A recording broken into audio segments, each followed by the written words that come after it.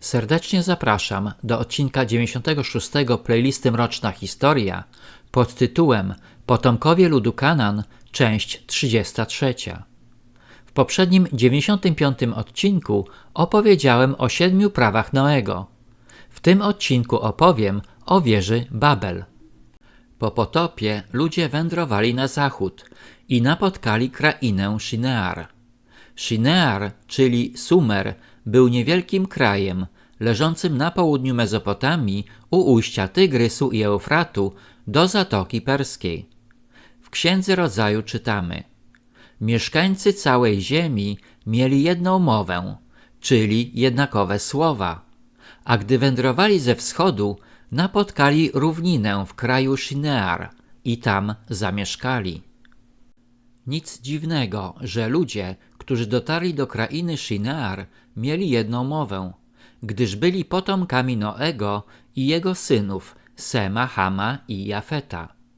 Jednakże lud ten dopuścił się pierwszego z 7 grzechów głównych, czyli pychy, gdyż postanowił wybudować wieżę sięgającą nieba, co bez wątpienia było obrazą dla Boga. I mówili jeden do drugiego: chodźcie, wyrabiajmy cegłę i wypalmy ją w ogniu. A gdy już mieli cegłę zamiast kamieni i smołę zamiast zaprawy murarskiej, rzekli: chodźcie, zbudujemy sobie miasto i wieżę, której wierzchołek będzie sięgał nieba.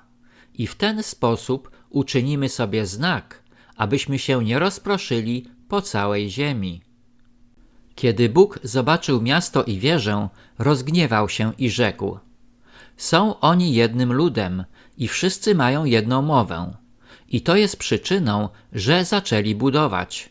A zatem w przyszłości nic nie będzie dla nich możliwe, cokolwiek zamierzą uczynić. Zejdźmy więc i pomieszajmy tam ich język, aby jeden nie rozumiał drugiego. Ludzie nie dokończyli budowy miasta i wieży, którą nazwano wieżą Babel, co w języku akadyjskim oznacza bramę Boga. Według Józefa Flawiusza, historyka rzymskiego i wyroczni Sybilli, Bóg zburzył jednak wieżę, wywołując potężny wiatr. Jak duża była wieża Babel? Otóż niektórzy uczeni na podstawie pozostałości wieży niedaleko Babilonu twierdzą, że jej podstawa miała długość 65 metrów i wysokość 46 metrów. Do jej budowy użyto cegieł spojonych asfaltem. Dla wyjaśnienia, Sybilla była kapłanką wyroczni Apollina w Kumae, która przybyła z Grecji lub Persji. Kiedy Apollo chciał ją uwieść, Sybilla poprosiła go o tyle lat życia, ile ziaren piasku zmieści się w garści, a było ich 1000. Księgami Sybilli inspirowały się rzymsko-chrześcijańskie księgi apokryficzne, czyli księgi o treści religijnej niezaliczane do kanonu Biblii, spisane w języku greckim. Rzymianie w swojej literaturze rabinicznej z II wieku przed naszą erą, będącej rodzajem midraszu, czyli przekazu ustnego, nazywanej księgą jubileuszów, opisują w szczegółach budowę wieży Babel. I zaczęli budować, i w 4. tygodniu wyrobili cegłę z ognia. I cegły służyły im zamiast kamieni, i glina, którą je polepiali, była asfaltem, co pochodzi z morza i z wodotrysków z ziemi Shinear. I zbudowali ją, 43 lata ją budowali. Jej długość wynosiła 203 cegieł i wysokość cegły była 1/3 jednej. Jej wysokość wynosiła 5434 kubitów i 2 palmy. I jedna ściana miała 13 stadiów. Kubit, czyli łokieć egipski, był miarą stosowaną przy budowie piramid i wynosił około 52 cm. Natomiast palm był jednostką długości równą około 8 cm. Tak więc Rzymianie określili wysokość wieży Babel na prawie 3 km. Spróbujmy policzyć, ile metrów miał bok podstawy wieży Babel w wersji rabinicznej. Stadion, czyli miara długości w starożytnej Grecji, był równy 600 stopom. Ponieważ miara stopy różniła się zależnie od miasta, dlatego miary stadionu różniły się i na przykład w Olimpii stadion wynosił 192,27 metra, a w Istmii 165 metrów. Eratosthenes z Cyreny, starogrecki uczony, matematyk, astronom, geodeta i geograf, zmierzył obwód Ziemi, różniący się zaledwie o 1% od współczesnych pomiarów. Używał wówczas stadionu jako jednostkę miary o długości 157,5 metra. Czyli podstawa wieży Babel, określana na 13 stadiów, wynosiła 2047,5 metra, czyli trochę ponad 2 kilometry.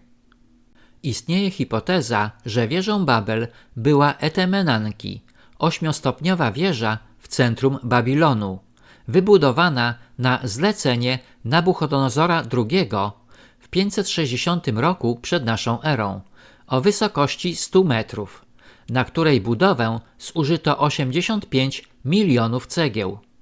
W trzeciej księdze Barucha, zwanej grecką Apokalipsą Barucha, nie należącą do kanonu rzymiańskiego, napisaną w latach od 70 do 150 roku naszej ery, podano wysokość wieży Babel, czyli 463 kubity, a więc około 242 metrów.